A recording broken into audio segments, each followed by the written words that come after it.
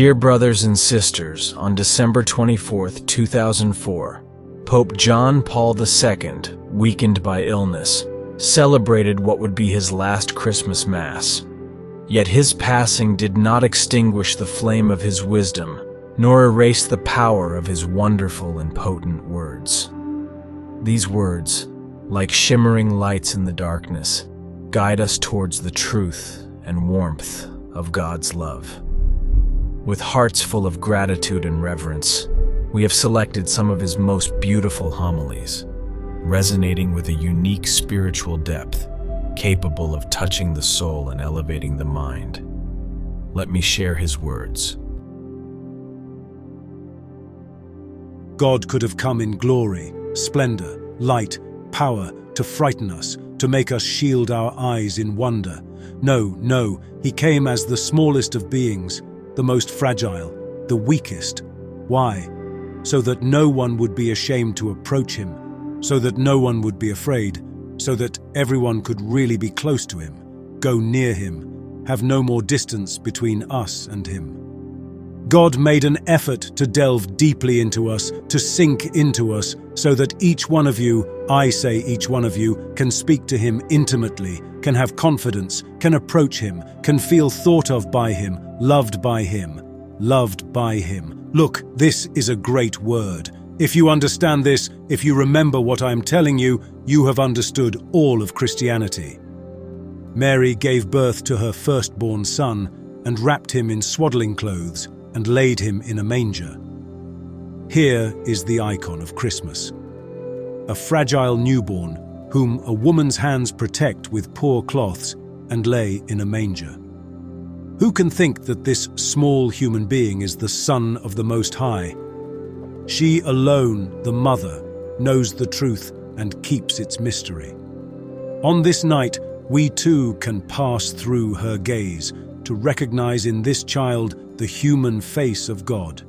Even for us, people of the third millennium, it is possible to meet Christ and contemplate him through the eyes of Mary. Why did God become man? How is it possible that God became man? Ask the centuries and generations, and many turn away with this question on their lips, unbelieving, sometimes with understandable indignation, with an objection to an event that transcends their minds.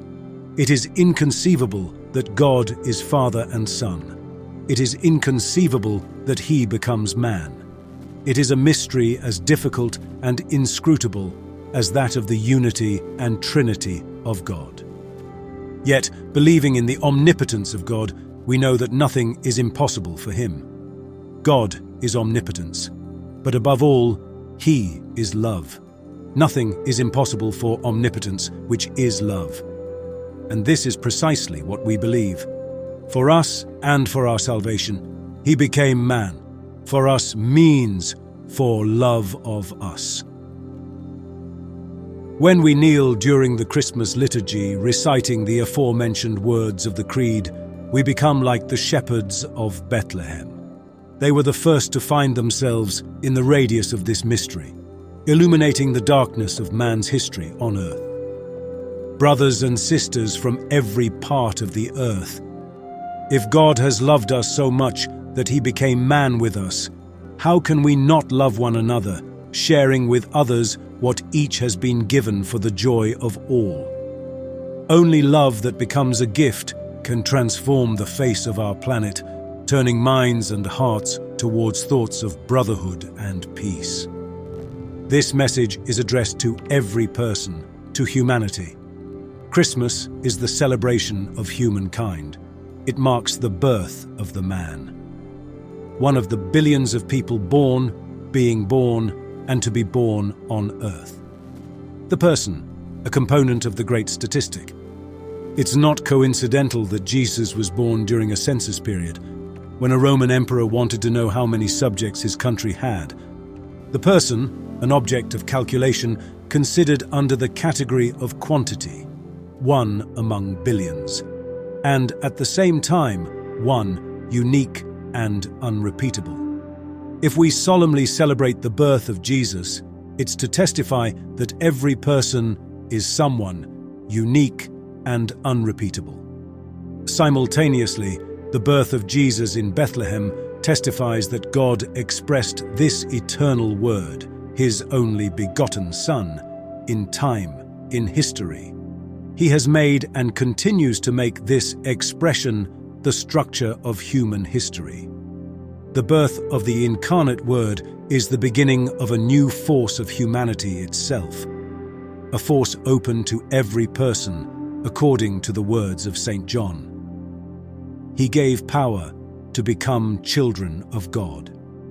In the name of this unique value of every person, and in the name of this force, which brings to every person the Son of God becoming man, I address this message especially to humanity, to every person, wherever they work, create, suffer, fight, sin, love, hate, doubt, wherever they live and die. I address them today with all the truth of the birth of God, with his message. Humanity lives, works, creates, suffers, fights, loves, hates, doubts, falls and rises in communion with others. I therefore address all various communities. To peoples, nations, regimes, political, economic, social and cultural systems, I say, accept the great truth about humanity. Accept the full truth about humanity declared on Christmas night. Accept this dimension of humanity which has opened to all people on this holy night. Accept the mystery in which every person has lived since Christ was born. Respect this mystery. Allow this mystery to act in every person. Let it develop under the external conditions of their earthly being. In this mystery lies the strength of humanity, the force that radiates over everything human. Do not hinder this radiation. Do not destroy it. Everything human grows from this force. Without it, it withers. Without it, it falls into ruin. Dear brothers and sisters, may the words of John Paul II inspire us and help us to understand the true meaning of Christmas. Share your reflections in the comments, and don't forget to subscribe to the channel to not miss new videos and to become part of the community of faith and prayer. May God bless us all. May Chiu.